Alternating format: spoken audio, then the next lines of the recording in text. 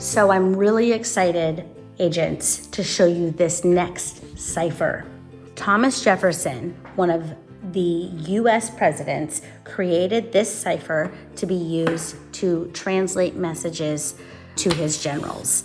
And I'm gonna show you how you can do it. So this cipher is made up of 8 strips. They're numbered 1 through 8 at the top, and then each one has the alphabet in a totally different order. And we are gonna cut out each one, and we are going to tape it together and then put it around this regular old toilet paper tube. Now, while I cut mine out, what's so amazing about this cipher is when Thomas Jefferson made his, it didn't just have 8 different wheels, it had 36. And this meant that he could send a message to any general or anyone that he wanted to, and there were not billions, not trillions, not even quadrillions or octillions, but beyond that, billions and billions and billions and billions and trillions of possibilities. So many that it's like 3 to the 43rd power, which would be a huge, huge number of possibilities. Even with just 8 strips, there are over 40,000 different ways that this code could look. So this is a very good top secret code. And I'm going to show you a couple of different ways that you can use it. So the first thing I've done is I'm making sure that I carefully cut out each one of my strips. So I've cut out all my pieces and I've laid them in order 1 through 8. And I want to show you how you can get these on your tube. You'll need tape and your tube and a pencil potentially. So what I've noticed is that as I've done this a few times, not all toilet paper tubes are the same size exactly. So you want to be able to move this off and on from your tube, because part of making this code extra challenging is that it can change. So to start with, decide sort of how big one needs to be so that it doesn't fall off completely, but it also can come off pretty easily. And then I want you to just make a little mark right there on your paper. Once you've done that, line them up and make a little mark at that spot on each strip.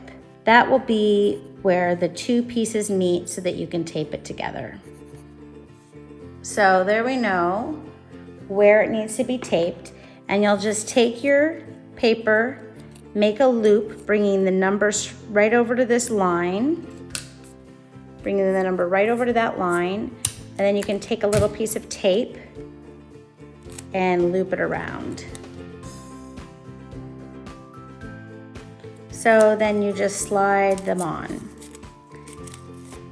Now, if you and a friend or another agent both have a Jefferson cipher, then there are different things that you can do.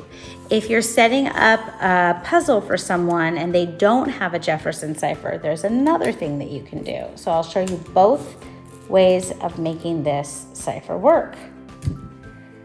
So once you get all of your loops made, you can put them on the wheel. Now you can put them on in order 1 through 8, or for an added level of encryption, you can change the order, and that's what will give you so many different possible combinations for this cipher. So here I'm on my very last one. All right, so if you want to, you can just number them 1 and then find number 2 and put it on, and then number 3 and so forth. So you can put them in order, and that will work just great. And then leave them on your Jefferson cipher, and people will have to figure out how to solve the code just in the order it's in. If you want to add an extra level of encryption, you can give someone a note like this.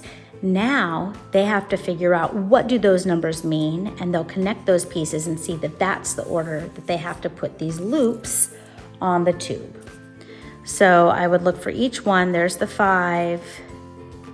I'll look for the 8. Here it is. So I'll put on the 8, and then 5, and then the 3, 4, 2 and 6, 7 and 1. Now this alone won't help someone solve this puzzle because you can see that even with these numbers in order, there aren't really any real words that will pop up. Now on a very, very big wheel, maybe there would be a chance of finding a word here or there, but you can see when you look across that it's just like FRABUODU. So that might not make a word. Maybe if you spun it enough, you could try to find a word, but this isn't the most top secret way to do it. After they know what the numbers are, you can then give them a second clue. This one says BAJ4Z, ZRG, which means that as I look through my first wheel, I'm gonna look for the B. You could make the word begin with the letter above the B or below the B, or your pattern might be like +5. So it'd be 1, 2, 3, 4, 5, and that might mean that this B equals E. You can decide. Mine is just the letter above. So my B equals S. And then on the next one, I'm gonna find the A, and it's right here, and that means that my A equals U. And then my next word is going to begin with the letter J somewhere on here. Find the J. And I know my pattern is the letter above, so it's P. And I will let you figure out the rest of this code. So if you want to create a puzzle for someone, you can give them first just the number pattern, and then you can give them the letters that they need to look for. You can also encrypt it further by making the letters like plus or minus a certain number from the letter that you've written down. So this is a really, really strong cipher, and I can't wait to see what kinds of clues you leave behind using the Jefferson Cipher.